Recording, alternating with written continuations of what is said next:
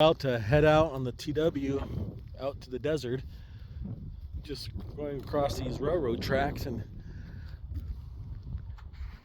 looks like this cross arm has seen better days. There's a couple beehives, some clear D510s.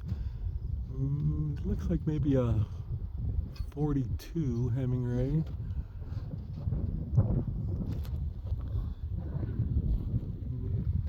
The other ones over there. Those bottom lines are no longer in use. Down further, they're missing. Over here, I'd say maybe a few more years and that pole is going to fall, that cross arm.